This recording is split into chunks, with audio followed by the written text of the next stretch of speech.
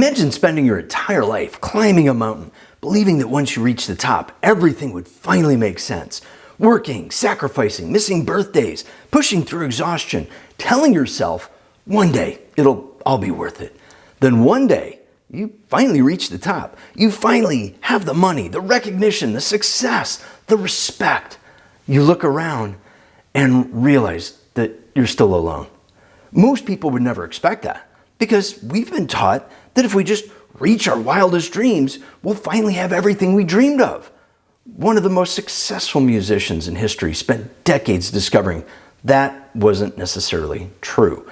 From the outside, Billy Joel's life looked like the American dream. He sold more than 160 million records, filled stadiums around the world, became one of the most recognizable entertainers on the planet.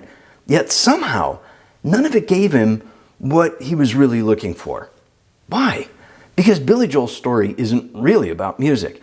It's about something every ambitious person eventually has to confront. So what happens when you finally achieve the life you wanted and discover it doesn't answer the questions you hoped it would?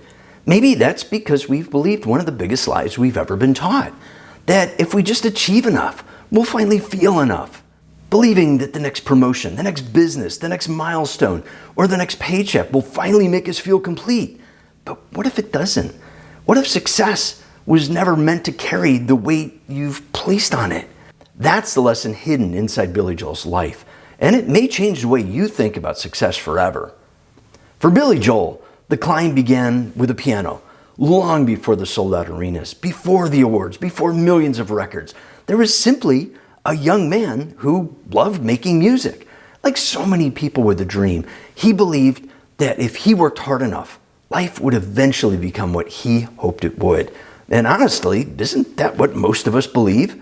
Maybe your dream wasn't music. Maybe it was building a business, providing for your family, earning a promotion, writing a book, creating something that mattered. The dream itself isn't the point. The promise is. Work hard, sacrifice. One day it'll all be worth it.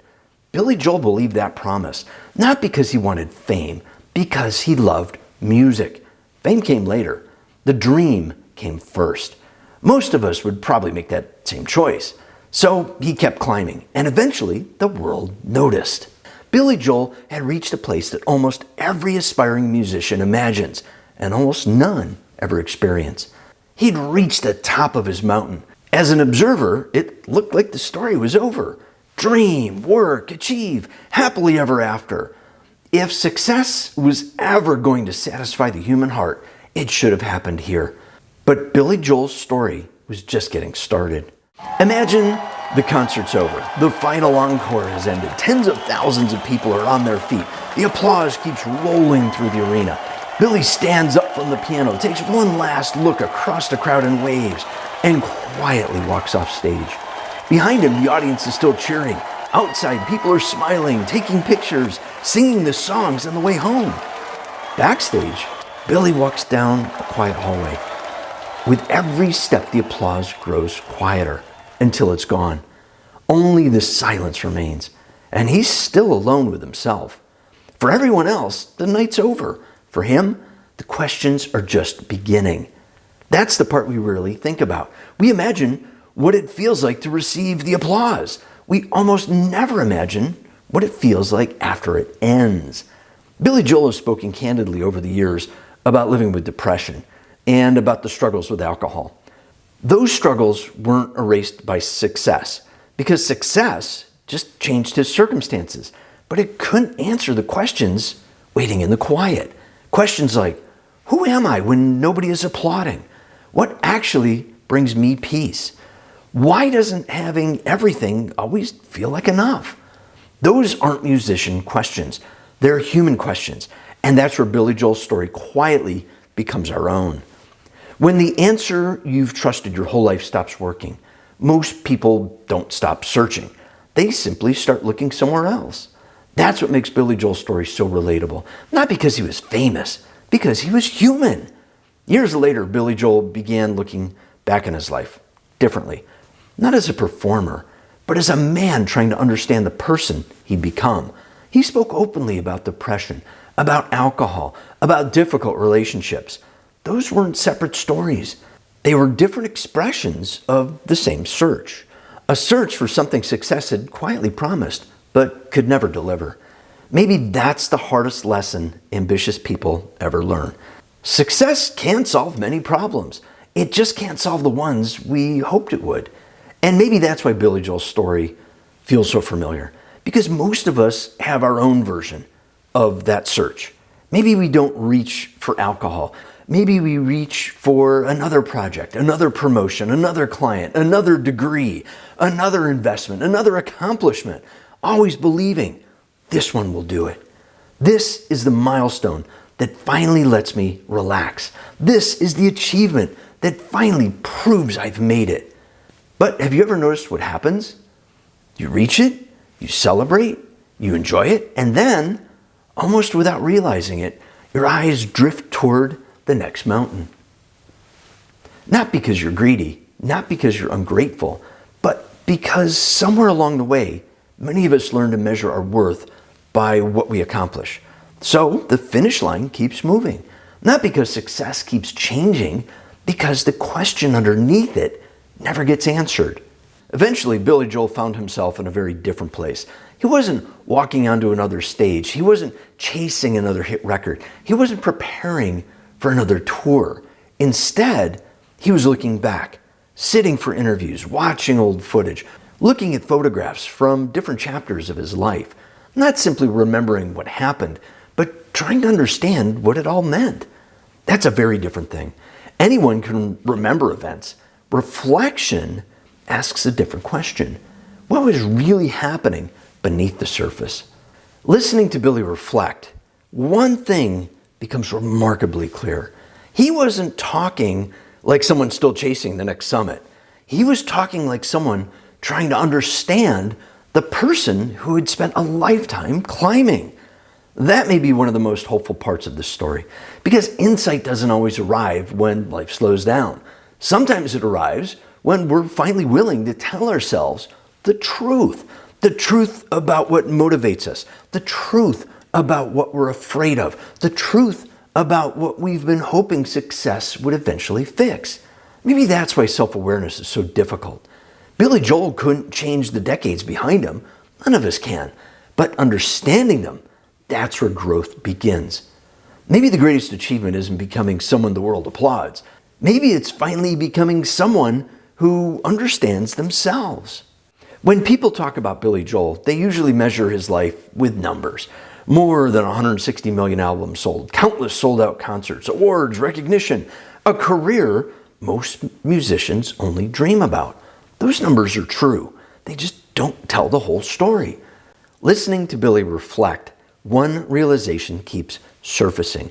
A career can flourish while another part of your life quietly asks for your attention. Imagine judging a tree by a single branch. It tells you something. It doesn't tell you everything. Our lives are much the same. Billy Joel built one of the most extraordinary careers in modern music. But no career, no matter how remarkable, can automatically strengthen every other part of a person's life. Maybe that's where so many ambitious people become discouraged. We learn to measure the branch everyone can see, while quietly neglecting the roots no one else can.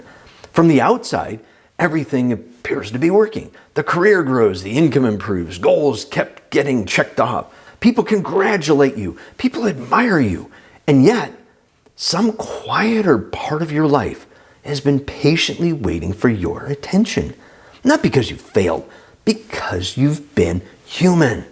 Billy Joel's story reminds us that success in one area of life can never replace growth in the other areas. Not because success is flawed, because it was never meant to carry the weight of your entire life.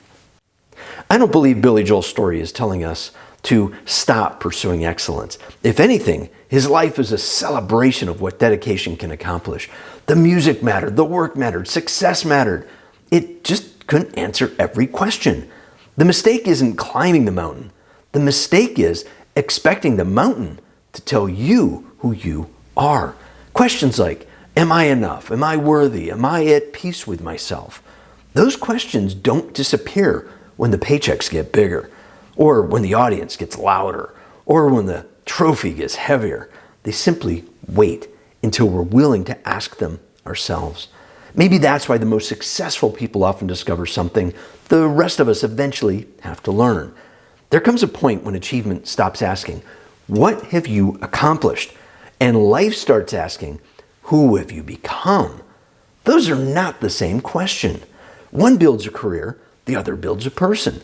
Billy Joel gave the world unforgettable songs, but perhaps his greatest gift is reminding us that success is a wonderful companion, but a terrible identity. It can enrich your life. It should never become your life. Once you understand that, something quietly begins to change. You stop chasing success because you hope it will complete you.